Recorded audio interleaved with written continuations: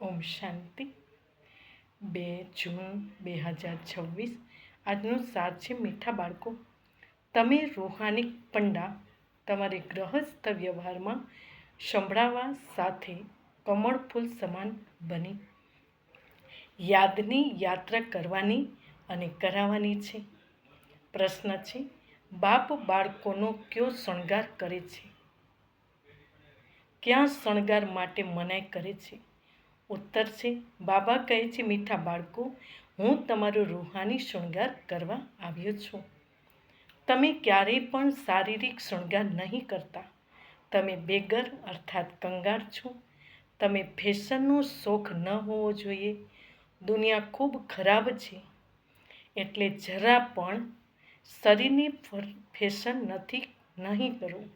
ગીત છે, આખિર વદીન આયા આજ. ઓમ શાંતિ.